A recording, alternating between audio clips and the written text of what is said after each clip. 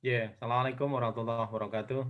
Waalaikumsalam warahmatullahi wabarakatuh. Alhamdulillahirabbil alamin arsala rasulahu bil huda wa dinil haq liyudhhirahu 'ala dini kullih wa kafa billahi syahida.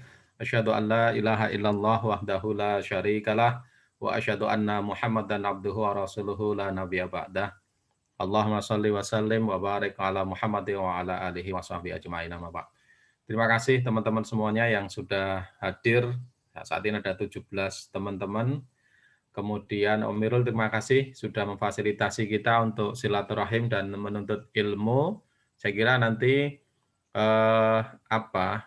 salah satu bentuk pertanggungjawaban kita di hadapan Allah itu kalau ditanya, apakah kamu juga nuntut ilmu gitu ya. Ini salah satu bagian penting bagi kita dan kita bisa tunjukkan kepada Allah bahwa dulu saya sering ngaji, sering nuntut ilmu bareng-bareng. Nah, ini adalah hal yang luar biasa.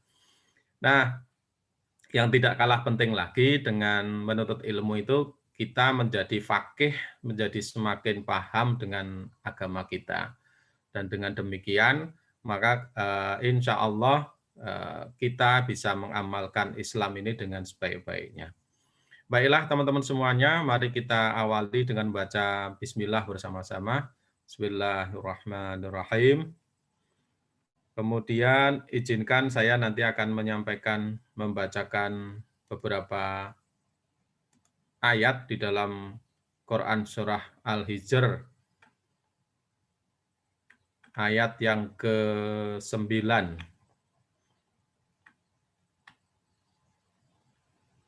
A'udzu billahi minasyaitonir rajim. Bismillahirrahmanirrahim. Inna nahnu nazzalna dzikra wa inna lahu lahafizun. Sesungguhnya kamilah yang menurunkan Al-Quran dan pasti kami pula yang memeliharanya. Walaqad arsalna min qablika fi syi'il awwalin. Dan sungguh kami telah mengutus beberapa rasul sebelum engkau Muhammad kepada umat-umat terdahulu. Wa ma ya'tihim mir rasulin illa kanu bihi yastahzi'un. Dan setiap kali seorang rasul datang kepada mereka, mereka selalu memperolok-olokkannya. Kadzalika nasluquhu fi qulubil mujrimin. Demikianlah kami memasukkannya Allah itu ke dalam hati orang yang berdosa. La yu'minuna bihi wa qad khalat sunnatul awwalin. Mereka tidak beriman kepada Al-Quran, padahal telah berlalu sunatullah terhadap orang-orang terdahulu. Walau fatahna alaihim babam minas sama'i fadhallu fihi ya'rujun. Dan kalau kami bukakan kepada mereka salah satu pintu langit, lalu mereka terus-menerus naik ke atasnya, laqalu innama sukkirat absaruna bal nahnu qaumum mashurun. Tentulah mereka berkata, sesungguhnya pandangan kamilah yang dikaburkan, bahkan kami adalah orang yang terkena sihir. Walaqad ja'alna fis samaa'i burujaw wa zayyannaha lin-nadhirin. Dan sungguh kami telah menciptakan gugusan bintang di langit dan menjadikannya terasa indah bagi orang-orang yang memandangnya. Wa hifdha wa wa hafidnaha bikulli syaitanir rajim. Dan kami menjaganya dari setiap gangguan syaitan yang terkutuk. Illa man istaraqas sam'a fa'atba'ahu shihabum mubin. Kecuali setan yang mencuri-curi berita yang dapat didengar dari malaikat, lalu dikejar oleh semburan api yang terang. Shadaqallahul azim. Maha benar Allah dengan segala firman-Nya. Oke, saya kira itu Om Irul. Monggo bisa dilanjutkan untuk pengajian pagi hari ini dengan tema tentang hidayah. Nuhun Abjad. Alhamdulillah, alhamdulillahirabbil alamin. Asyhadu an la ilaha illallah wa asyhadu anna Muhammadar Rasulullah. Allahumma shalli ala Muhammad wa ala ali Muhammad. Aduh. Ya, rekan-rekan kita alhamdulillah bisa kumpul lagi ngaji. Jadi selain silaturahmi juga ada berkahnya ya kalau seperti ini ya. Berkahnya kan kita tidak tahu, jadi nanti ditambah sehat atau ditambah tenang hatinya. Nah, kita akan ngaji kali ini tentang hidayah. Mudah-mudahan memang belum pernah kita bahas ya. Ya, jadi manusia itu sudah 7 miliar orang ya. Dan yang Muslim itu sekitar 25%, jadi sekitar 1,7 lah, 1,7 miliar orang. Dari yang 1,7 miliar orang itu yang istiqomah mungkin lebih sedikit lagi. Dari yang istiqomah itu yang memperbanyak amalnya mungkin lebih sedikit lagi. Kemudian dari yang perbanyak amalnya itu yang sungguh-sungguh mencari jalan taubatnya mungkin lebih sedikit lagi gitu ya. Jadi berarti banyak yang tidak dapat hidayah dong gitu kan ya. Karena kita sering menggunakan kata hidayah sebagai petunjuk orang untuk menjadi beriman. Ya. Jadi kali ini kita akan membahas tentang apa itu hidayah. Ya, sebenarnya kalau kisah yang mengesan bagi saya itu adalah perjalanan Ibrahim ya. Ibrahim itu tidak dikabarkan punya guru. Tidak dikabarkan punya guru ya. Dia sendiri jadi nabi tapi tidak dikabarkan punya guru dan tidak diceritakan juga dia mengikuti syariat yang tertentu. Mestinya Islam itu dari Nabi Adam sampai sekarang kan sudah ada ya. Nah itu kisah yang menarik, artinya dia dari satu lingkungan yang belum ada saat itu dikabarkan orang-orang yang hanif ya, yang tidak menyembah berhala ya. Kalau di zaman Rasulullah itu ada yang hanif itu. Ada sekelompok orang yang masih mengikuti agama Hanif, jadi tidak menyembah berhala. Bahkan ada yang Kristen kan ya, dan yang Yahudi ya, yang juga mereka sebenarnya tidak menyembah berhala, gitu ya. Itu di zaman Rasulullah seperti itu kan. Nah, pendeta Bukhara itu kan enggak, ya itu kan tidak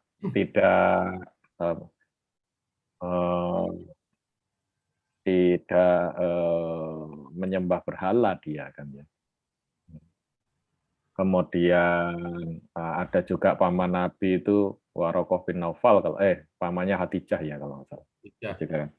Jadi zaman itu ada itu Islam, Kristen Koptik seperti yang di daerah Mesir, kemudian yang lain-lain itu ada.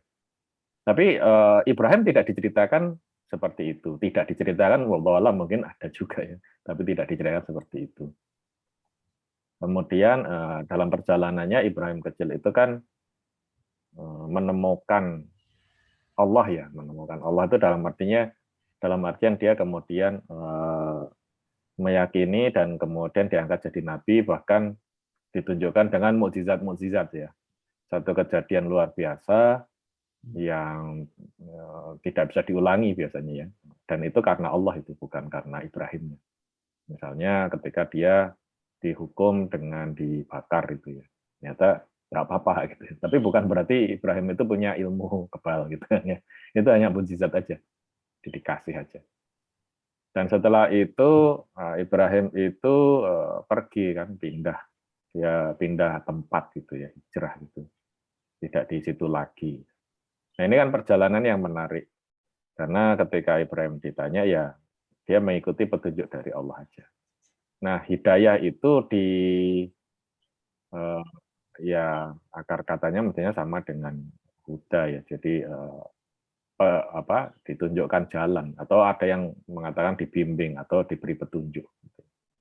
Nah, kita sendiri sering mengatakan bahwa wah orang ini belum beriman, oh mudah-mudahan segera mendapatkan hidayah kan gitu ya. Nah, itu yang akan kita bahas. Nah, ini saya kutipkan saja di Quran. Mayahdillahu, a'udzubillahi minasyaitonir rajim. Mayahdillahu fahuwal muhtadi wa mayudlil faulaika humul khasirun. Barang siapa yang diberi petunjuk oleh Allah, maka dialah yang mendapat petunjuk. Dan barang siapa yang disesatkan Allah, maka merekalah orang-orang yang merugi. Nah ini yang menimbulkan pertanyaan kan, barang siapa yang disesatkan ya. Ya, kalau diberi petunjuk kita langsung paham. Kalau disesatkan, loh berarti Allah yang menyesatkan. Kemudian ada lagi di Al-Kahfi sebelah sini. Ya. Mayahdillahu fawal muhtadi wa mayudlil falan tajidalahu waliyam mursyida. Barang siapa yang diberi petunjuk oleh Allah, maka dialah yang mendapat petunjuk. Dan barang siapa yang disesatkannya, maka kamu tidak akan mendapat seorang penolong pun yang dapat memberi petunjuk kepadanya. Nah, ini kan, wah berarti dari 7 miliar itu hanya sedikit dong yang mendapat petunjuk. Nah, kita harus bersyukur bahwa kita termasuk yang sedikit itu. Sedikit itu ya. Mudah-mudahan kita termasuk yang diberikan petunjuk. Karena kalau kata Nabi di hadisnya itu kan kalau ciri-ciri dan menunjukkan dilapangkan sodernya kan, dilapangkan dadanya kan. Yang waktu itu pernah kita bahas di pengajian sebelumnya. Nah, jadi sebenarnya pertanyaan menarik adalah mengapa dan barang siapa yang disesatkan oleh Allah ini kan ya. Nah, ini saya ambil dari surat Al-Insan ya. Jadi inna hadhihi tadhkirah, sesungguhnya ini hadhihi tadhkirah, pengajaran peringatan ya. Kemudian faman sya'at takhadha ila rabbih sabila. Barang siapa menghendaki, maksudnya punya niat nih kebaikan bagi dirinya, tentu dia mengambil jalan menuju Tuhannya gitu. Jadi kalau di sini diartikan seperti itu ya. Nah, ayat ini kemudian dilanjutkan seperti ini. Nah, ini agak berat dan menimbulkan pertanyaan kan. Nah, pertanyaan tadi itu. Wa ma tasya'una illa ayyasha Allah innallaha kana aliman hakimah. Tapi kamu tidak mampu menempuh jalan itu kecuali apabila dikehendaki Allah. Sungguh Allah Maha mengetahui, Maha bijaksana. Jadi kita sendiri kalau menginginkan kebaikan bagi kita gitu ya. Ternyata dengan usaha kita sendiri itu kamu tidak akan mampu kecuali apabila dikehendaki Allah. Di sini apa itu ya? Menghendaki Allah ya. Jadi ilah ayyasha Allah itu ya. Kecuali bahwa menghendaki Allah itu. Allah menghendakinya gitu. Jadi kita itu selama ini mungkin merasa bahwa wah saya menjadi baik karena saya ini berniat dan bersungguh-sungguh menjadi baik. Gitu. Atau yang lazim di masyarakat itu adalah saya itu akan masuk surga kalau saya itu ibadahnya banyak gitu kan ya. Nah, gitu kan ya. Ya, pemahaman itu tidak sepenuhnya salah ya. Pemahaman itu ya benar saja gitu bahwa Allah menjanjikan barang siapa banyak beribadah dan beramal soleh ya akan masuk surga, akan dimasukkan ke dalam surga. Namun esensinya itu seperti di hadis juga adalah kita tidak masuk surga kecuali dengan rahmat Allah, dengan pertolongan Allah. Nah, kemudian yang tadi amalnya apa? Itu kan balasanmu di surgamu yang pernah kita bahas. Surgamu itu sesuai dengan amalanmu. Dan Allah tidak luput sedikit pun gitu ya, walaupun sebesar zarah itu akan diganti. Namun masuk tidaknya ke dalam surga itu hakikatnya rahmat Allah itu. Allah ridho enggak? Sehingga pertanyaan tentang berarti 7 miliar tadi itu 75%-nya nasibnya bagaimana? Nah, itu urusannya Allah karena rahmat Allah jatuh ke mereka itu kita tidak tahu dan Allah memang tidak menceritakan itu. Tapi kalau kamu mengikuti Muhammad itu, ya, jalannya Muhammad yang dibawakan Quran ini, maka Allah itu ridho. Gitu. Kamu hanya beriman bahwa hanya Allah lah Tuhan satu-satunya, maka Allah ridho. Gitu. Kalau nggak pakai jalan Islam ini, ya bisa jadi Allah ridho atau tidak ridho karena tidak tahu kan. Ada yang Tuhannya jadi tiga lah, tiga tapi satu, atau banyak dewa, atau hanya memilih yang satu dari yang lain. Gitu. Nah, itu kan jadi tidak ridho. Gitu. Tapi kalau kamu menempuh Islam, maka Allah ridho. Karena ridho itu kamu dimasukkan surga. Nah, surganya dapat emperan atau dapat yang firdaus di tengah. Nah, itu tergantung amalanmu. Supaya kita mendudukkan persoalan dengan pas sehingga kita tidak menjadi heran atau bingung begitu ya dengan fenomenanya. Kenapa Allah tidak memberikan tanda kutip hidayah petunjuk pada semua orang ya. Jadi bahkan kita sendiri yang merasa sudah berusaha menempuh kebaikan dengan ikut ngaji dan yang lain-lain itu, kita harus tahu secara esensi bahwa kita tidak mampu kecuali Allah menghendaki. Ya. Jadi ini bukan prestasi kita itu. Kita lanjutkan di surat Al-Insan nih 29.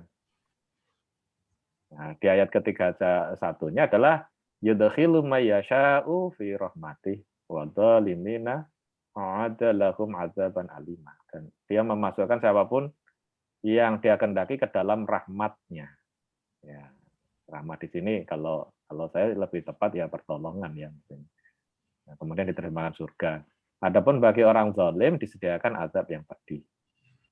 Nah, kalau dalam satu pengajian yang pernah saya ikuti itu, kenapa kita itu tiba-tiba tergerak ikut ngaji atau kok pengen mendalami untuk ibadah atau misalnya berbuat kebaikan gitu kan ya, memperbanyak buat kebaikan itu bukan kita langsung ya, itu Allah memanggil kita istilahnya atau mengizinkan atau memanggil atau merangkul atau merengkuh kita ya, kita yang. Nah mungkin dulu sekali gitu ya, ada satu amalan yang kita tidak sadari itu yang membuat Allah ridho, dan kemudian barang siapa yang Allah ridho tadi maka ditarik kita itu, ditarik. Jadi mungkin ada amal yang tidak kita duga. Jadi kalau misalnya kita lihat bagaimana para sahabat itu masuk Islam, itu kan awalnya itu beda-beda. Gitu. Ada Abu Bakar yang langsung ya karena mengenal ini orang baik ya langsung percaya gitu. Ada yang seperti Umar bin Khattab yang musuhan dulu dan suatu ketika tiba-tiba dia masuk Islam gitu. Khalid bin Walid juga seperti itu. Nah, tapi bukan saat itulah dia itu mempunyai keinginan sendiri. Nah, contohnya Umar itu dia didoakan itu, bagian dari doa. Ya Allah ya berikan salah satu dari dua Umar gitu, yang satu Amr ya, satu Amr, yang satu itu Umar gitu ya.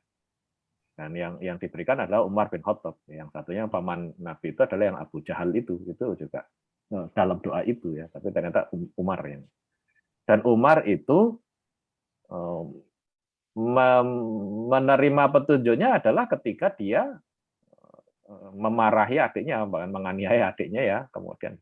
Nah, tapi kalau kita lihat jauh di lubuk hati seorang Umar itu ada satu sikap yang menunjukkan bahwa pasti di sebelumnya itu Umar itu punya amalan.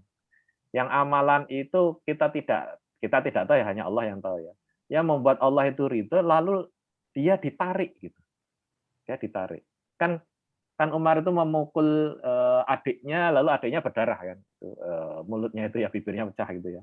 Setelah itu dia menyesal gitu. Oh, saya mukul adik saya sendiri. Setelah itu malah kemudian membaca tulisan itu gitu ya, ayat Qur'annya itu. Dan malah jadi masuk Islam itu kan aneh sekali ya. Tapi saya yakin bahwa ada amalan ya. Jadi ada amalan sebelumnya itu yang menjadikan Allah ridho Umar nih. Nah kita itu mungkin mudah-mudahan dulu sekali ya, mungkin waktu kecil atau waktu apa gitu. Kita punya amalan yang tidak kita sadari mungkin, tapi kita itu ikhlas betul-betul ya. Nah, kalau di kisah-kisah sufi itu ada yang merasa bahwa mungkin dia itu menyeberangkan orang buta. Ada juga yang cerita bahwa yang diterima amalannya siapa Al-Ghazali itu adalah salah satunya adalah membiarkan lalat minum dari pena gitu kan ya, atau dikabarkan itu kemungkinan Umar itu karena dia membebaskan burung gitu kan ya. Nah, jadi ada suatu amalan yang menunjukkan suatu keinginan seseorang itu berbuat kebaikan dan dia itu ikhlas hanya karena Allah walaupun saat itu tidak kenal Allah ya, tapi dia itu menuju ke sana gitu. Lalu Allah ridho, lalu ditarik. Sehingga kita bisa memahami di sini itu bahwa akhirnya Allah yang menghendaki siapapun untuk masuk ke dalam rahmat-Nya. Ya, kalau dikaitkan dengan ayat sebelumnya, karena kamu sendiri sebenarnya tidak mampu kecuali Allah menghendaki.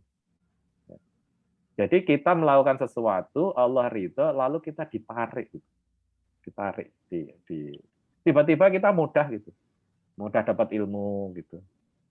Entah dari berbagai channel atau apa, kok tiba-tiba itu kita ikut satu pengajian lalu kita terinspirasi gitu kan.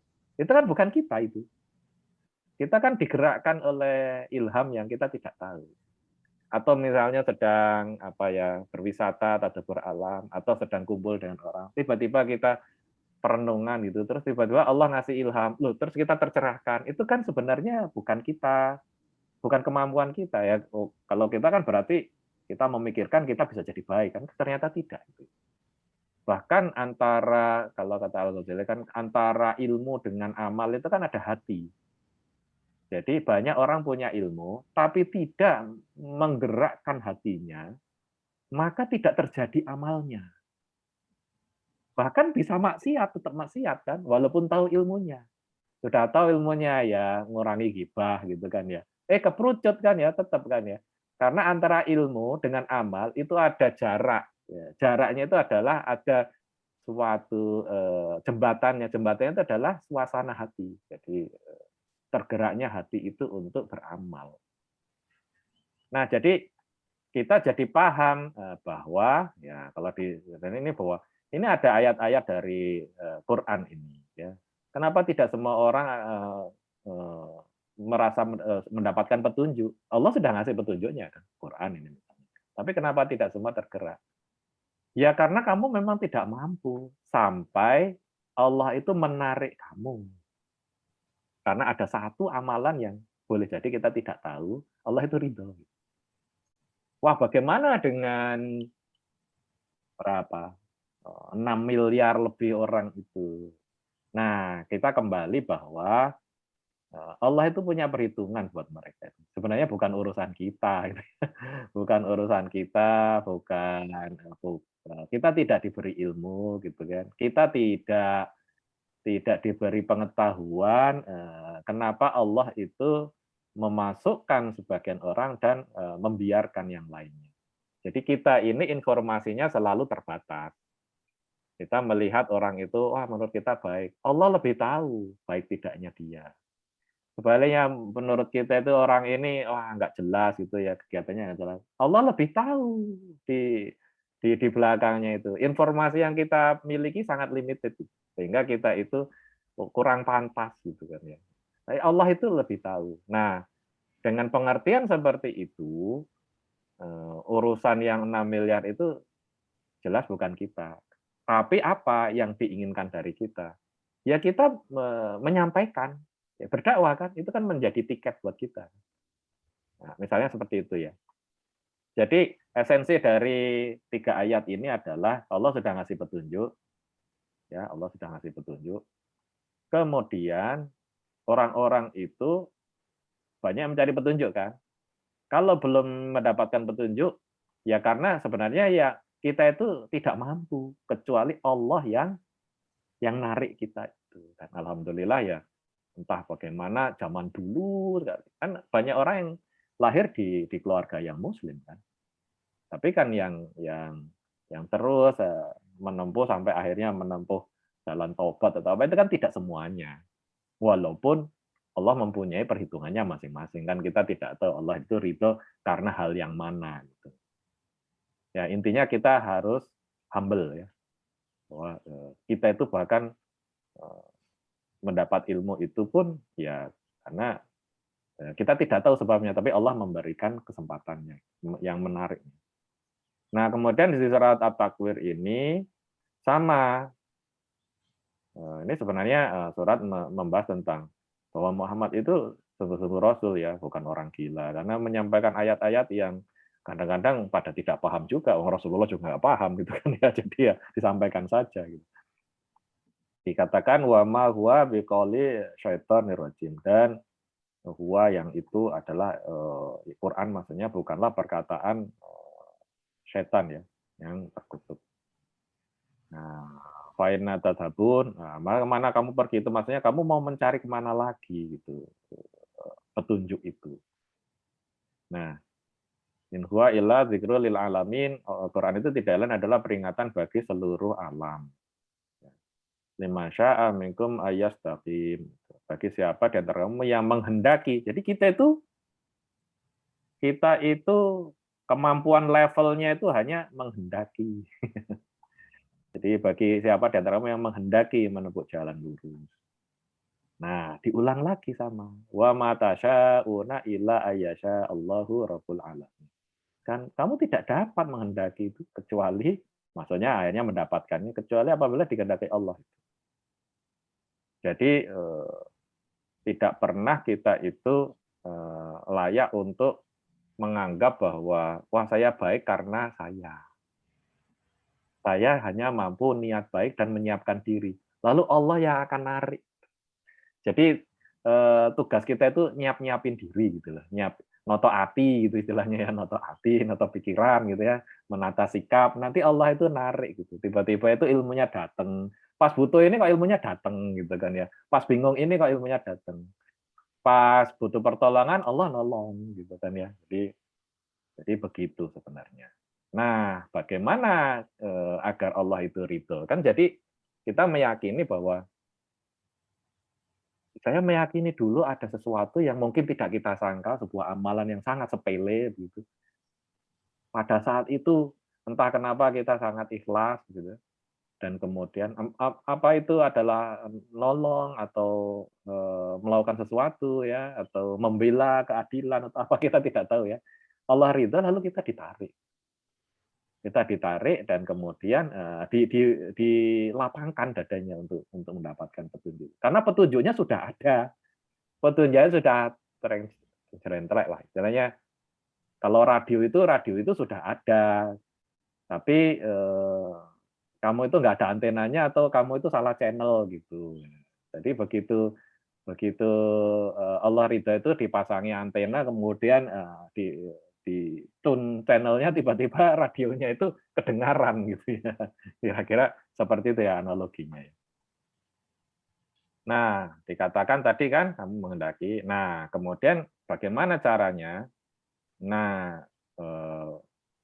ulama juga mengajarkan ya yang disampaikan yang saya tahu ya dari baca dari guru saya juga. Di amalanmu yang dulu itu atau amalmu yang lalu itu yang membuat Allah ridho lalu kamu ditarik itu gitu kan ya, diberi petunjuk itu bisa bermacam-macam. Tapi clue-nya ada di dalam Quran. Nah, kan kira-kira begitu kan ya. Ya, clue-nya kan Allah mencintai. Mencintai itu artinya ya itu yang membuat ridho kan.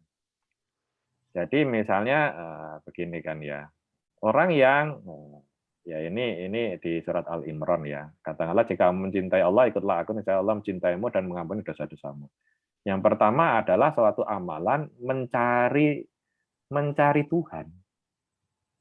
Jadi ada amalan itu mencari Tuhan ya. Nah, di sini kan jika kamu mencintai Allah ikutlah aku, maksudnya Rasulullah sebagai petunjuknya.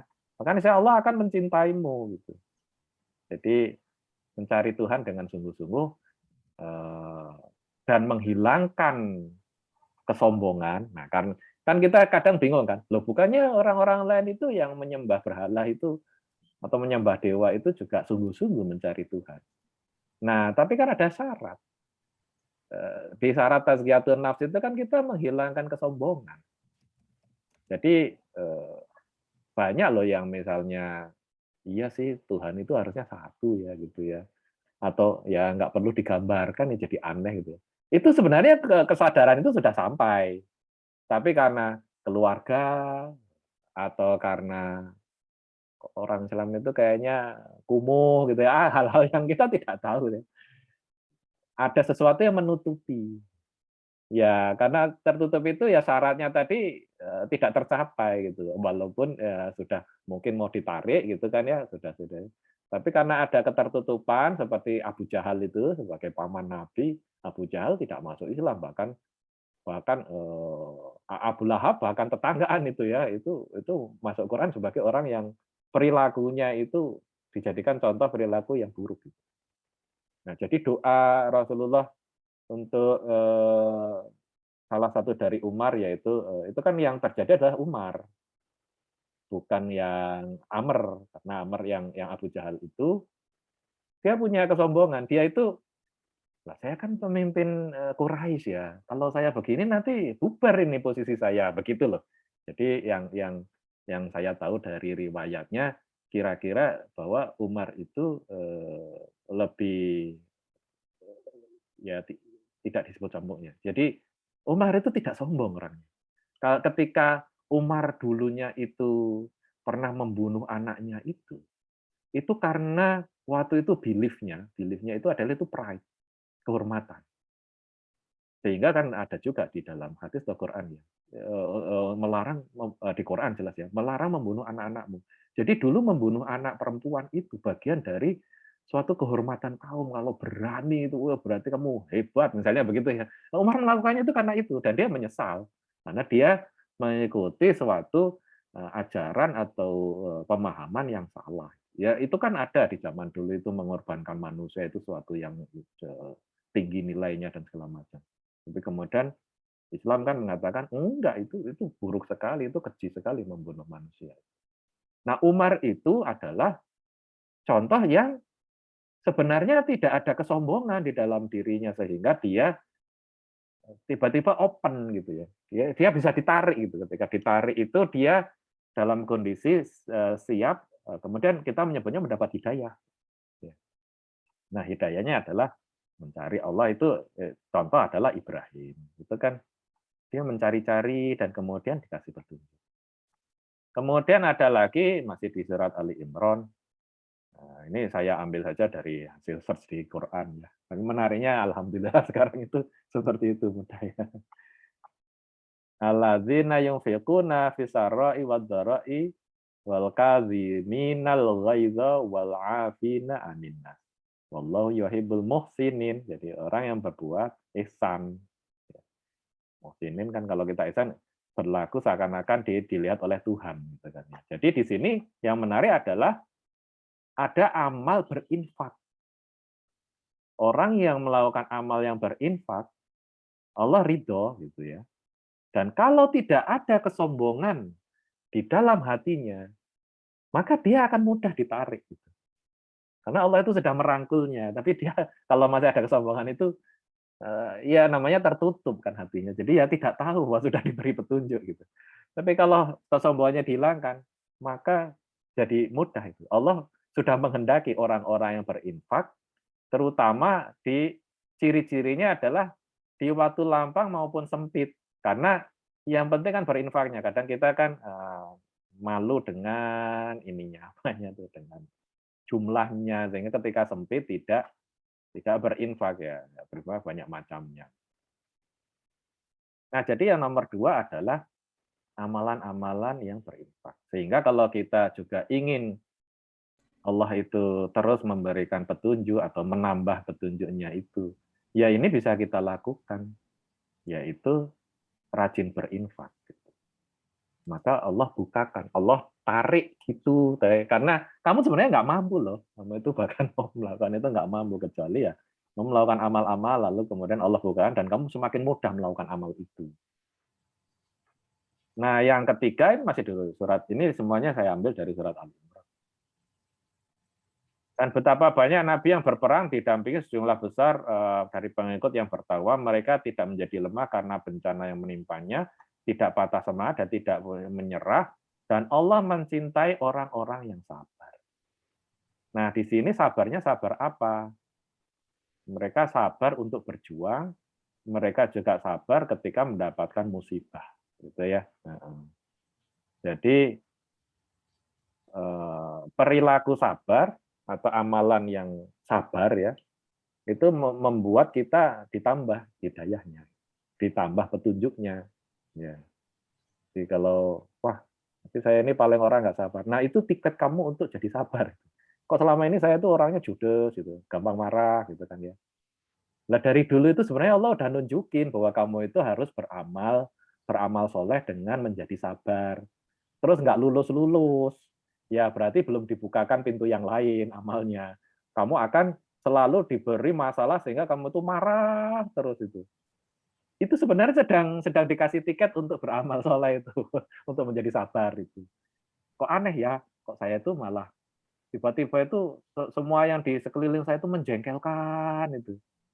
Ya memang itu Allah itu ingin kamu beramal soleh dengan bersabar dan kamu nggak lulus-lulus, dikasih terus, malah dikasih terus gitu kan ya.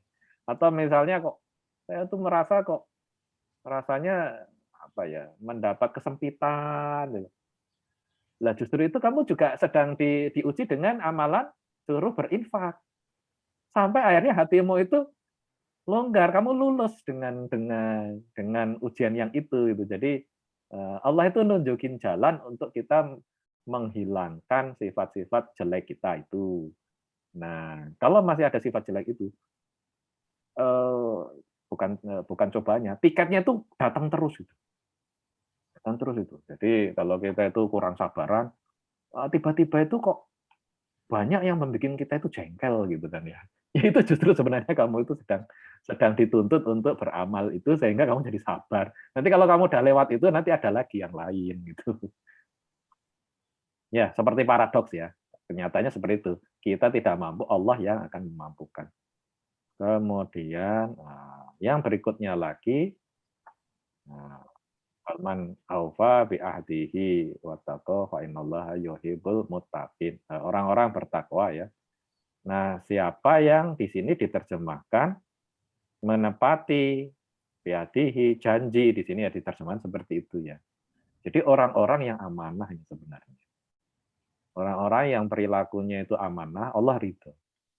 Ini juga menjawab kenapa wah itu orangnya pemarah tapi dia kayaknya Islamnya bertambah bagus. Ya alhamdulillah gitu kan ya.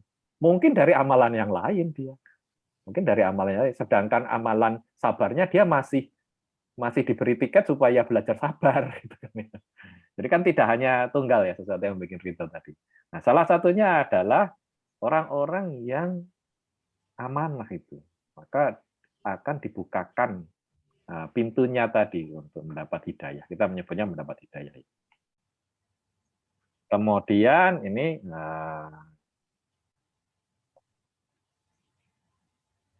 ini juga wallahu yuhibbul muhsinin, itu orang-orang berbuat kebaikan ini juga sudah tadi ya. Di intinya orang-orang yang mempunyai amal kebaikan, Allah itu akan suka gitu. Kemudian yang lemah lembut di sini juga. Maka berkat rahmat Allah, engkau berlaku lemah lembut, jika kamu bersikap keras dan kasar, mereka menjauhkan diri, karena itu maafkanlah. Jadi orang yang pemaaf ya. Bila engkau telah membuatkan kita maaf bertakwalah, Allah mencintai orang yang tawakal. Oh, di sini keywordnya ternyata tawakal ya. Jadi mungkin tawakal itu adalah bagian untuk kemampuan memaafkan. Karena kan kita kembalikan pada Allah kan. Jengkel sekali kita dizalimi seseorang. Ya udah tawakal sajalah, saya maafkan. Nah itu kan bisa memaafkannya itu karena ada sikap tawakal. Karena ada sikap tawakal. Yos, nanti ada gantinya. Gitu. Allah itu enggak yang lihat kita itu akan bersikap seperti apa. Nah boleh jadi seseorang dulu itu menunjukkan amalan sikap tawakal ini dengan mengampuni atau apa begitu ya, dengan lemah lembut sehingga Allah ridho, lalu ditarik gitu, diberi petunjuk gitu ya. Nah, kira-kira seperti itu, dan yang paling banyak mungkin adalah sifat yang sering disebut dalam ya seperti awal ya di Quran itu ya. Jadi Ar-Rahman Ar-Rahim. Jadi kan Bismillahirrahmanirrahim. Kalau kita itu mengedepankan sikap Rahman Rahim ya, menyayangi ya, menyayangi. Itu maka Allah itu ridho, dan kemudian kita akan dikuatkan, ditarik tadi itu ya, diberi hidayah. Nah, ini sesuai dengan hadis. Orang-orang yang ada rasa rahim akan dirahmati oleh Allah yang Maha Rahman, yang memberikan berkat dan maha tinggi. Sayangilah orang yang di bumi supaya kamu disayangi pula oleh yang di langit. Ini hadis riwayat Ahmad. Nah, jadi untuk kesimpulannya bahwa sesungguhnya Allah itu sudah memberikan petunjuk. Kita mungkin tidak bisa resonansi atau menangkapnya. Dan untuk itu kita mau tidak mampu kecuali Allah kemudian menghendaki. Nah, Allah menghendaki itu kapan? Ketika ada suatu amalan kita yang membuat Allah ridho, lalu Allah bukakan itu. Sehingga petunjuk itu tiba-tiba bisa kita tangkap. Jadi yang bisa kita lakukan adalah kita menyiapkan diri. Kita menyiapkan itu, ya berusaha menyiapkan diri itu dengan melakukan ya tadi itu amalan-amalan yang mungkin tanpa sederhana. Allah ridho, nanti Allah akan memberikan petunjuk. Jadi kita tidak mencari-cari petunjuk. Kita itu melakukan amalan-amalan yang baik, lalu Allah akan memberikan petunjuk. Ya. Kira-kira seperti itu, kita lanjutkan dengan diskusi ya. Oke, terima kasih Om Mirul. Jadi apa namanya? Kalau saya boleh garis bawahi, hidayah itu tidak mesti kalau di awal tadi Om Mirul sampaikan hidayah itu ketika dia belum berislam, kemudian akhirnya mendapatkan petunjuk dan akhirnya kemudian dia berislam gitu ya. Tapi selanjutnya bahwa hidayah itu pun juga bisa diartikan sebagai pertolongan ya. Ketika kita sudah berislam, terus kemudian ada ujian. Nah, dalam ujian itu kita diberi pertolongan, kita diberi petunjuk gitu ya Om Irul ya. Salah satunya adalah karena mungkin untuk dua hal yang berbeda tadi, mungkin karena ada amal yang kita laksanakan dulunya, sehingga Allah itu ridho dengan hidayah, ridho dengan pertolongannya diberikan kepada kita. Kira-kira seperti itu ya? Ya, betul. Dan kita ingat ya, bahwa kalau begitu, cara mencari petunjuk itu adalah dengan kita itu beramal kebaikan. Nanti Allah bukakan petunjuknya.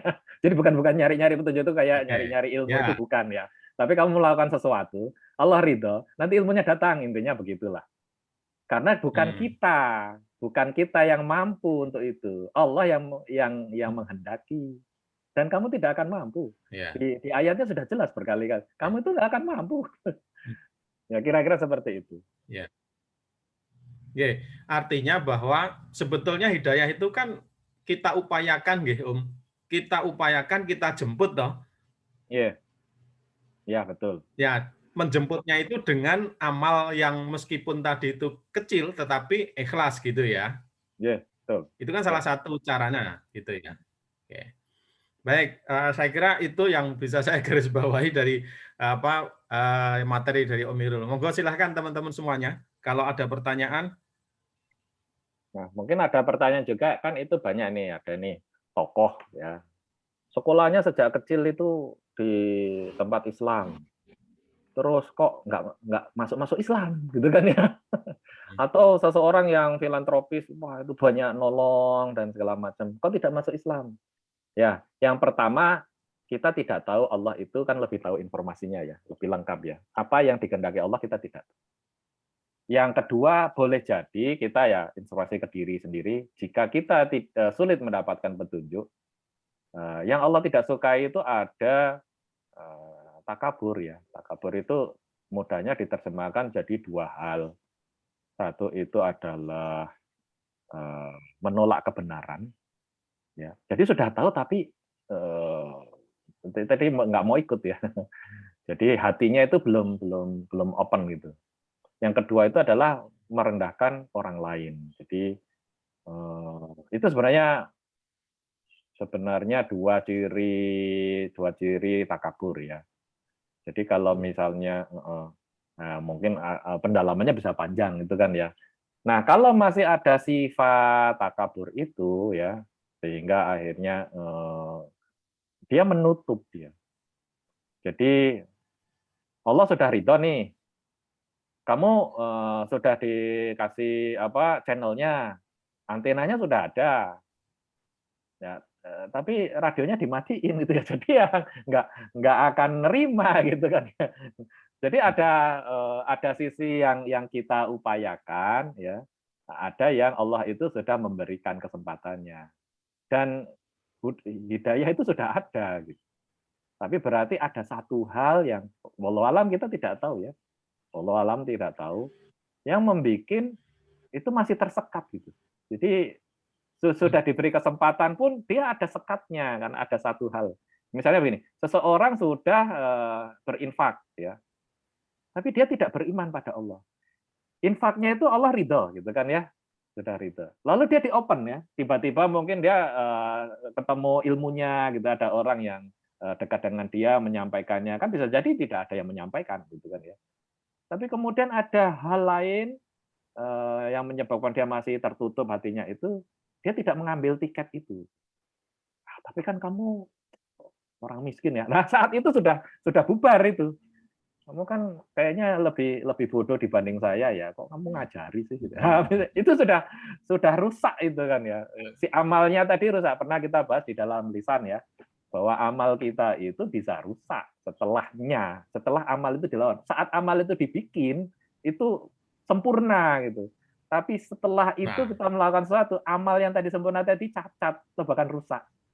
Memberi sedekah, tapi kuat suatu ketika kemudian ngutik-ngutik lagi sehingga menyakiti yang menerima sedekah. Itu rusak itu kan. Nah, itu yang harus terus diperhatikan. Sama kalau saya memahaminya seseorang yang kita lihat dia amal baik, kebaikannya sudah banyak. Kenapa nggak mendapat hidayah? Mungkin ada yang menutupi tadi. Sebenarnya dia sudah ditarik-tarik, sudah dimudahkan, tapi ya tertutupi gitu. Nah, kalau kita melihat apa itu, saya kadang-kadang melihat di channel YouTube itu yang mualaf itu ya. Mereka itu mendapatkan hidayah petunjuknya itu dengan berbagai keadaan yang bermacam-macam. Contohnya siapa itu, ada yang musisi itu namanya Dewa, siapa itu orang Dewa Putu atau siapa gitu. Dia itu mendalami Weda. Dia sedang mendalami Weda. Kemudian di situ ada cerita tentang Mahatma itu yang ciri-cirinya itu seperti Muhammad gitu. Nah, dia malah jadi masuk Islam ketika mendalami Weda. Kan aneh itu ya. Kan aneh. Berarti kalau dihubungkan dengan hidayah, bukan karena dia mendalami Weda loh. Dia punya amalan yang kita tidak tahu, Allah ridho, lalu dibukakan, ditarik oleh Allah dia itu ke kecenderungan ke kebaikannya. Saat itu dia sedang membuka Weda gitu kan. Terus dikasih clue di situ. Lalu karena dia itu sedang mencari Tuhannya, lebih humble itu, dia menemukan pencerahan di situ. ada juga teman yang cerita tentang seorang ilmuwan di mana di Eropa ya, yang masuk Islam itu karena mengetahui bahwa di Quran ada ayat kegelapan kalau kita masuk ke dalam dasar lautan. Kebetulan dia itu adalah ahli ini gelombang ya, gelombang cahaya ya. Dan dia tahu bahwa atenuasi penyerapan gelombang cahaya ke dalam laut itu menyebabkan yang tersisa yang gelombang sangat panjang di bawah itu ya akhirnya gelap, nggak ada gitu. Dan dia itu takjub, loh seorang yang namanya Muhammad kok bisa ngomong seperti ini? Dia masuk Islam karena itu loh. Bukan karena ayat itu, karena ayat itu sudah ada banyak orang yang membaca tapi ya tidak tergerak gitu kan ya. Dan bukan juga karena dia baca ayat itu. Kalau yang saya pahami, kalau berdasarkan yang tadi kita bahas ya, bisa jadi dia pernah melakukan suatu amalan Allah ridho, lalu Allah bukakan jalan untuk dia mendapatkan hidayah itu. Nah, tinggal diambil atau tidak gitu ya. Kira-kira seperti itu. Monggo kalau ada pertanyaan, nah ini katanya. Nah, kalau kemudian silakan. ya, monggo. Nggak apa-apa, Om Joko silakan, nggak apa-apa. Enggak, terus monggo jenengan dulu. Ya monggo jenengan. Ini saya sambil di dapur toh. Nek Ya. karo asah ora krungu ya, jadi ya mandek sik lah. Enggak, asal saya itu kok. Ya, Bukan, saya asah ya ora krungu ngajine, jadi aku mandek lah asah. Nah, saya cuma ngomong aja, maksudnya saya ingat itu Om Irul, siapa namanya? Dewa Putu ya, siapa? Iya, Dewa Putu kan, itu ya. Saya takjub banget gede sopo ngono ya. Nah, itu ya, betul. Pak, itu saya ngikutin itu kan lama ya di wawancaranya, saya sampai rada ngowoh ngono kae karena hebat banget gitu loh menurut saya loh ya. Dia kan masih tatoan gitu kan? Iya, tatoan ya kan dia musisi itu. Karena dia musisi terus wah saya salut banget gitu. Kayaknya memang ininya tuh benar-benar gitu loh. Jadi benar mungkin kata yang salah satu poin dari yang Om Irul bilang tadi, kesombongan itu memang suka menutup ya. Jadi ketika orang itu tidak sombong misalnya kayak gitu, itu memang saya perhatikan memang banyak yang itu bisa mengalahkan kesombongan itu loh, yang bisa mendapat kebenaran gitu ya. Ya mungkin kalau ukurannya kita sendiri juga seperti itu, kadang-kadang kan ya selama perjalanan misalnya kayak dulu mahasiswa nek diajaki ono sik ngajaki ngaji atau apa tuh kita suka gitu, itu saya. Mungkin kalau Om Nurul enggak ya, tapi nek saya dulu apa sih, nah, kayak gitu mesti ada lah. Itu menurut saya itu juga salah satu kesombongan ya yang menutup gitu ya. Terus yang masalah kesombongan juga ini kalau kita lihat di YouTube itu juga salah satu, ini kebetulan Pak D itu baru suka melihat ada salah satu channel YouTube yang itu loh, yang dia sangat menganukan apa itu agama Islam apa? Bukan agama Islam, agama Jawa. Oh itu ya. Apa sih lupa namanya itu, tapi saya itu juga ternganga kalau lihat dia itu ngomong itu loh ya nun sewu sombongnya itu loh. Terus ya pokoknya kalau ada yang tertarik coba lihat, saya lupa ya namanya itu, saya sampai wah ngeri banget ini. Jadi artinya bahwa dia memang tidak suka begitu ya melihat, tidak cuma Islam, dia nggak suka Islam, nggak suka yang pokoknya berbau dari Arab, dari Eropa, dari mana-mana itu. Jadi ya cuma itu aja, saya cuma ingat aja ketika Om Nurul ngomong kesombongan itu memang banyak yang ya beberapa yang saya lihat, terutama waktu di channel-channel YouTube itu memang ada orang yang mu'alaf yang kok dengan rendah hati ya karena dia bisa masuk Islam. Terus ada mungkin artis-artis kayak gitu ya yang dulunya gimana jadi itu kan berarti bisa menaklukkan itu kan menurut saya loh ya. Cuman itu aja deh untuk saya sharing saja aja. Ini. Dulu pernah juga mengalami masa kok ada artis kok nyanyi aneh-aneh gitu kan ya, nyanyi religi tapi dia sendiri perilakunya nggak cocok gitu ya. Kalau saya sekarang ya istighfar, mungkin itu jalannya Allah itu ya. Ya biar saja, dan ternyata ada yang tersentuh dakwahnya dengan cara itu ya, saya juga takjub juga, oh ternyata ada juga gitu kan ya. Jadi sekarang saya lebih melihat bahwa jalan amal tiap orang itu beda-beda gitu. Yang namanya ngaji itu bukan harus ngaji kayak yang saya pahami gitu kan ya, atau beramal berdakwah itu tidak harus seperti yang saya pahami gitu kan ya. Itu satu hal tentang artis. Yang kedua itu adalah ini apa? Nah, tadi itu kesombongan itu bisa muncul karena rasisme. Saya sudah tidak suka dengan golongan tertentu. Wah, kadrun nih gitu misalnya. Langsung putus. Sebaliknya, kita juga bisa kehilangan hikmah ketika dia disampaikan bukan dari kelompok kita gitu. Nah, itu juga tertutupi dari hidayah itu bisa saja gitu kan ya. Ya, bisa saja antara orang Islam sudah sangat yakin dengan mazhabnya atau dengan kelompoknya atau dengan fikrohnya yang ini kan ya, sehingga sudah ada kamu ngomong kamu juga baru belajar ngaji kemarin. Nah, itu sudah terkena lagi ya. Jangan-jangan Allah itu tadi mau ngasih petunjuk malah batal gitu kan ya, karena kita nggak mau ambil. Itu sih. Jadi sekarang mungkin lebih berusaha, oh ini setiap itu adalah jalan tiap orang. Ya tetap saja kita tetap kritik perilaku artis yang buruk ya. Hanya saja saya pernah ketemu Gito Rolis misalnya gitu ya, atau siapa dulu itu Yusuf itu Morning Has Broken itu siapa namanya? Cat Stephen gitu kan ya. Oh ternyata bahkan terakhir ini saya tersesat waktu itu apa ya? Itu Connor itu siapa itu? Yang penyanyi Inggris. Sinead O'Connor. Sinead O'Connor itu juga masuk Islam. Saya juga kaget itu. Itu juga dia cerita dia berantakan, dia sampai apa ya, depresi berat, keluarga berantakan dan segala macam, dan kemudian menemukan dalam Islam gitu ya.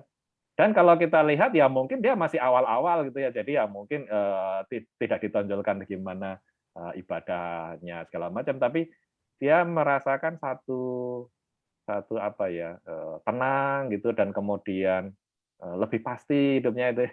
Loh, ada juga ya, saya juga. Nah, artinya perjalanan setiap orang bisa beda-beda gitu. Nah, pada satu titik Allah itu mungkin ridho dengan amalan dia, lalu dia diberikan jalan untuk mendapatkan petunjuknya itu, dan dia sendiri dalam kondisi tidak ada kesombongan, dapatlah dia petunjuk itu. Itu banyak menjelaskan kenapa fenomenanya banyak orang yang bahkan sudah lahir di keluarga Islam nanti malah jadi agnostik, malah ada yang pindah gitu kan ya, atau bahkan di antara orang Islam sendiri ada yang sangat apa itu, oh saya harus begini mazhab ini saya, akhirnya kan esensi dari berislamnya membingungkan kita kan. Bahkan yang sering diambil adalah ya nanti 72 golongan atau 73 golongan misalnya, kok yang diambil itu gitu kan. Nanti Allah itu akan ada, kamu itu tidak mampu. Kamu tuh berusaha mampu itu juga kamu nggak mampu, kamu tuh ditarik. Nah, itu dengan pemahaman itu jadi lebih mudah bagi saya untuk memahami fenomena yang terjadi. Oke, laras itu Jeng Inung, lihat channel-channel mu'alaf itu, kalau saya itu bagian dari ngaji yang luar biasa. Apa yang kita anggap sepele ya, karena saya sejak kecil sudah ngaji gitu kan ya, itu ternyata luar biasa bagi orang lain. Dan karena orang lain tuh melihatnya luar biasa, saya juga jadi tercerahkan. Oh ya, itu luar biasa ya. Iya, betul. Jadi salah itu satu ngajinya di situ. Channel-channel mu'alaf. Kalau lihat komen-komennya itu Om Mirul, yang Gede Putu itu, wah ngeri itu. Yang dari agama lain, yang orang-orang Hindunya itu, waduh deh marah-marah itu tuh, saya tapi dia ya bisa menjelaskan dengan baik gitu loh, saya ya salut. Dia cukup sabar itu. Hebat. Enggak baper gitu. Itu sabar ya dia. Cukup sabar ya. Sudah, kalau dulu mungkin dia jangan-jangan ini ya apa, reaktif ya. Biasanya artis kan reaktif ya. Tapi kalau saya lihat dia sudah belajar jadi sabar gitu. Itu mungkin salah satu amalan dia yang tidak dia sadari gitu. Nanggapinya juga sabar ya. Tahunya kayak gitulah. Iya, sabar banget. Ya, itu mungkin saya aja marah-marah gitu ya rasanya. Ini sabar. Mungkin ini, Jeng, dia punya pengalaman bahwa dia dulu juga seperti itu, sehingga dia lebih memahami bahwa tiap orang itu punya perjalanan berbeda. Ya, saya punya dosen-dosen yang pintar sekali sehingga saya nilainya dikasih E gitu ya. Mungkin dia menganggap bahwa itu gampang kok, kamu nggak ngerti gitu kan ya. Nah, karena saya itu pernah dapat E, saya pernah dapat D, saya jadi ke mahasiswa itu, oh kamu masih D ya, ya saya maklum lah. Ya. Mari kita coba belajar dengan cara lain. Gitu. Itu mungkin kita bisa lebih berempati gitu. Kalau orang sudah terlalu Bisa pintar, berempati. saya mengalami itu. Saya kan kuliah tertatih-tatih juga. Saya lama lah gitu kan ya. Jadi dulu pernah ada yang dosen saya itu, ya dia sangat idealis kan ya, nilai jelek ya jelek gitu, nilai ya istilahnya 20 gitu kan ya, gitu. Itu bagi beliau-beliau itu gini aja kok nggak ngerti gitu kan ya. Lah kita ini mau melototi rumus nggak ngerti-ngerti memang. Nah karena saya itu dulu termasuk yang tertatih-tatih kuliah ya, itu jadinya saya lebih berempati gitu ya. Sama dengan beragama gitu kan ya. Saya kira bukan beragama ya, spiritual ya. Setiap orang itu punya perjalanannya. Ya, perjalanannya. Ya, kita semua pengen ya di akhir itu kan husnul khotimah kan. Iya. Nah, surga itu terlalu luas itu, nggak usah rebutan. Malah kita ngajak lebih banyak orang. Kita ngajak lebih banyak orang saja. Oke. Matur nuwun Jeng Ino. Ya, mungkin ada pertanyaan lain. Nah, terus gini Om Irul, apa namanya, karena di awal tadi itu Om Irul jelaskan tentang sifat hanifnya Ibrahim, gitu. Ya. Maka apa namanya, dalam perjalanan rohani seorang Ibrahim dengan hanifnya itu kan berarti mestinya ini toh ya yang harus kita teladani, nggih. Karena ketika kita mau menjemput hidayah itu, kalau kita tidak hanif, kita tidak apa namanya, cenderung kepada kebaikan, cenderung kepada kebenaran, kan juga nanti akan tertolak seperti yang ceritakan Om Irul tadi kan ya? Iya, betul. Apa istilahnya itu, istiqomah itu ya bagi yang kemarin kita ngaji. Jadi tidak setelah dapat hidayah terus sudah selesai. Malah jadi sombong setelah misalnya ya setelah mendapat itu terus malah hidayah berikutnya jadi nggak masuk, malah bisa tersesat loh. Iya. Banyak orang yang ya ada lah ya, yang mendalami agama semakin tersesat kan ada. Ada. Ya kita juga kadang melihat juga misalnya. Ya yang mendalami agama lain juga makin jauh ada kok. Semakin yakin dengan dewanya ya ada kok gitu kan. Nah, titik mana itu? Pertama adalah hidayah itu bukan karena kita mencari. Atau cara mencari hidayah itu bukan mencari-cari ilmunya. Caranya adalah dengan beramal. Dengan beramal itu ada amal yang Allah ridho, terus kita ditarik, kita dimampukan. Nah, itu ya. Jadi cara mencari hidayah itu dengan beramal baik gitu kan. Yang tadi sudah disebutkan macam-macam ya. Jadi pemaaf, jadi sedekah, jadi apa itu macam-macam tadi yang clue-nya ada di Quran itu kan ya. Allah ridho, kamu akan dimampukan karena Allah lah yang akan memilih mana yang akan dimasukkan ke rahmatnya, mana yang tidak gitu. Jadi bukan kita itu, jangan pernah sombong bahwa kalau kita mendalami suatu kitab kita akan menjadi lebih mendapatkan petunjuk. Salah itu, banyak lebih tersesat kok.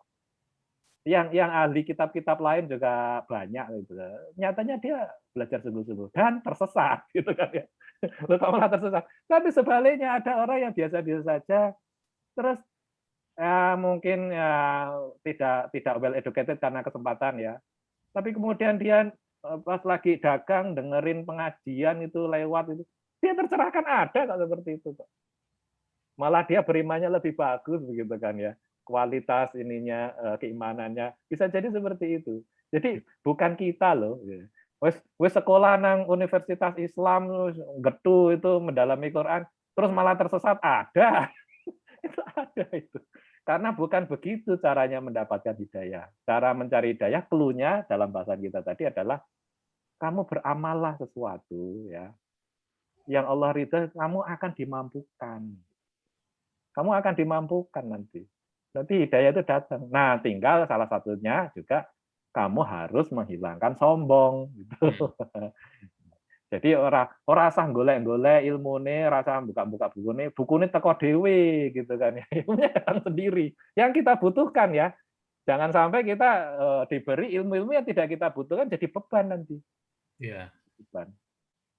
Banyak loh ilmu yang tidak kita butuhkan. Contohnya ya, saya dapat informasi begini-begini. Saya dapat, tapi akhirnya kita malah jadi orang yang marah-marah atau kemudian gara-gara ilmu ya, nonton sinetron atau nonton berita atau apa gitu. Nah, yang seperti itu kan kita berdoa mudah-mudahan nggak usah tahu aja. Kita nggak perlu tahu, karena itu malah jadi ruwet gitu. Nah, kita diberi ilmu yang kita butuh. Kita butuh misalnya apa? Pengen sehat gitu kan ya.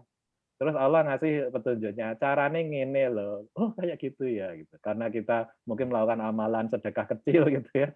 Oh caranya sehat gini loh. Terus, oh aku kok dapat ilmu senam sederhana yang tersehat. Wallah alam itu kan petunjuk juga itu. Iya.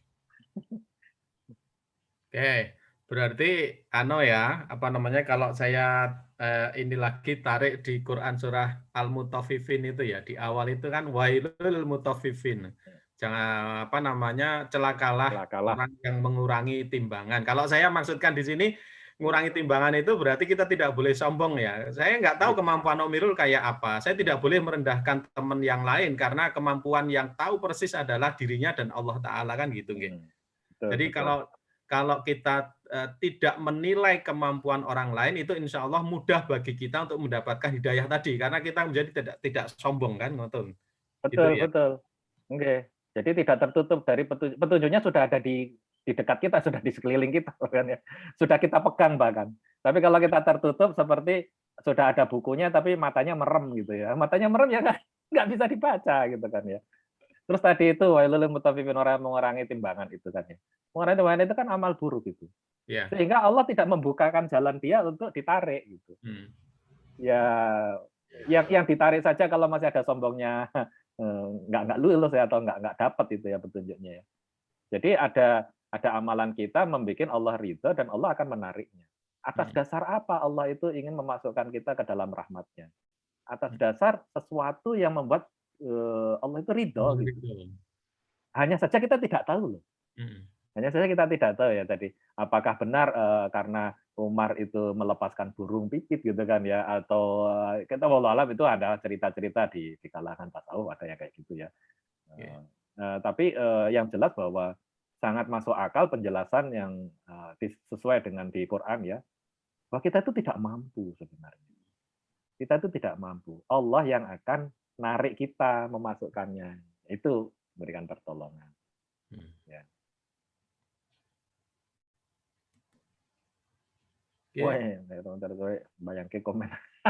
Itu kuliah tentang gawe pesawat itu jadinya ya memang mumet dan nilainya biasa-biasa saja saya.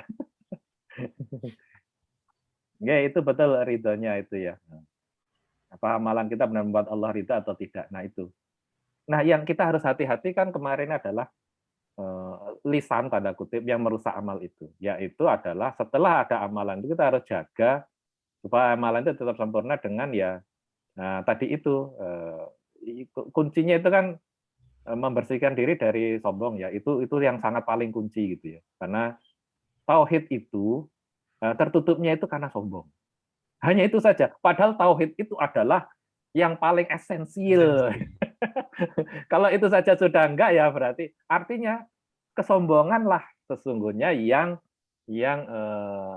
harus kita pelan-pelan terus dihilangkan ya. Bentuknya bisa macam-macam ya. Kadang ujub, kadang dengki. Dengki itu artinya sombong loh, karena merasa harusnya saya dong yang dapat rahmat itu atau dapat nikmat itu hasad itu. Itu ujung-ujung akhirnya itu sombong juga gitu kan ya. Kemudian kenapa kita suruh bertakbir ya? Hanya Allah yang boleh ada. Dalam kajian minggu lalu itu yang jeng titik itu alhamdulillahirabbil alamin itu kan ya. Itu kan mengajarkan kita untuk rendah hati karena hanya Allah yang layak mendapatkan seluruh pujian. Tapi boleh nggak kita itu senang dipuji gitu ya? Senang sebagai feedback bahwa apa yang kita lakukan itu juga dipandang sebagai kebaikan, ya kita bersyukur gitu. Itu boleh. Itu bukan berarti jadi sombong ya.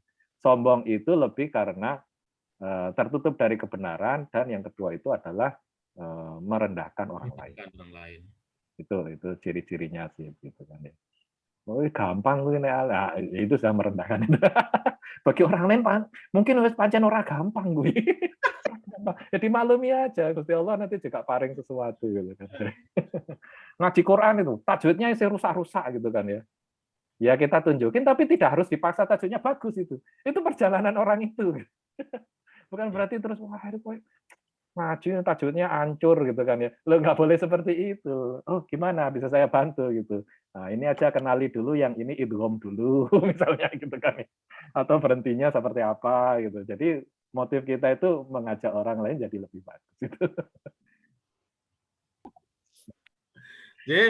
Matur nuwun Om Irul, materinya sangat menarik ya, sehingga mudah-mudahan kita bisa istiqomah. Karena saja ini kan kita sudah dibekali ya, kita sudah berikrar, bersyahadat pada Allah ketika di dalam alam ruh dulu ya, kita sudah, sehingga saja ini ya ada modal gitu, tinggal bagaimana kita bisa menghilangkan, mengikis kesombongan-kesombongan supaya hidayah itu kemudian mudah untuk masuk ke dalam diri kita gitu. Apapun bentuk petunjuknya, meskipun kita sudah Muslim seperti butuh hidayah karena bentuknya masih banyak sekali dari Allah Ta'ala. Dan itu rahmat dari Allah sebetulnya. Ini saya lihat Om Agung, Om Dok hadir ini. Moga Om Dok. Doa penutup. Doa penutup nih.